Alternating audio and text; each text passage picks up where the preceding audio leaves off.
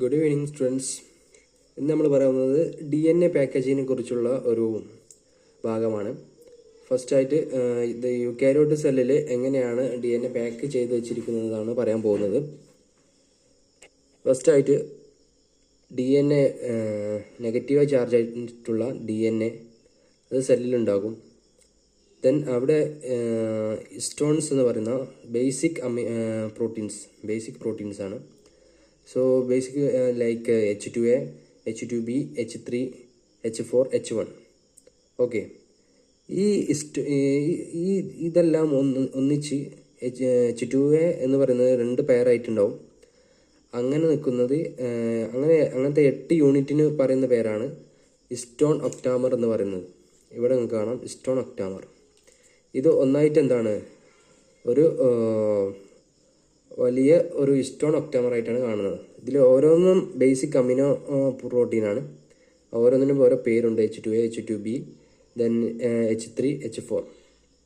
Okay, then negatively charged ആയിട്ട് DNA ഈ histone ഒക്ടാമറിനെ rap ചെയ്യും. ഇതിനെ റൗണ്ടായിട്ട് റാപ്പ് ചെയ്തിട്ട് ഒരു സ്ട്രക്ചർ ഫോം ചെയ്യും.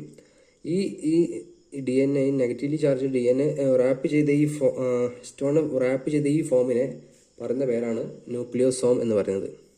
സോ നിങ്ങൾക്ക് ഇവിടെ കാണാം, ഇത് ചേർന്നുണ്ടാകുന്ന ഭാഗത്തിന് ന്യൂക്ലിയോസോം എന്ന് പറയുന്നു. ഓക്കെ, ന്യൂക്ലിയോസോം. സോ ബേസിക്കലി ഹിസ്റ്റോൺ ഒക്ടാമർ എന്താണ് പോസിറ്റീവ്ലി ചാർജ്ഡ് ആണ്. ഓക്കെ, പോസിറ്റീവ്ലി ചാർജ്ഡ് ആയിട്ടുള്ളൊരു ഇതാണ്.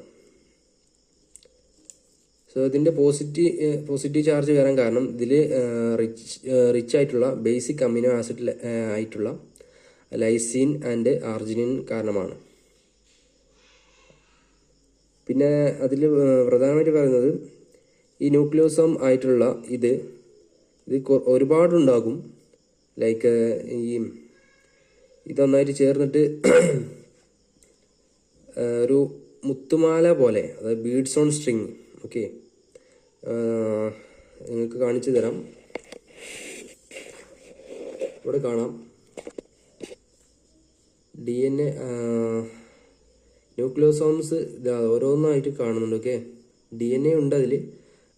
ഇത് മുത്തുമാല. ഓക്കെ, ബീഡ്സ് ഓൺ സ്ട്രിങ്, മുത്തുമാല കോർത്ത് വെച്ചതുപോലെയാണ് അതിന് കാണുക. അത് ഇലക്ട്രോൺ മൈക്രോസ്കോപ്പിൽ എടുത്ത പിക്ചറിൻ്റെ ഒരു ഇതാണ്. ഓക്കെ,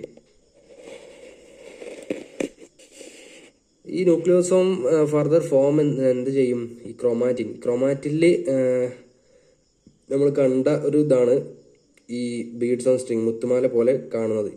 ക്രോമാറ്റിൻ ബിക്കം എന്താകും? ക്രോമാറ്റിൻ ഫൈബറായി മാറും. ക്രോമാറ്റിൻ ഫൈബർ പിന്നീട് എന്താകും?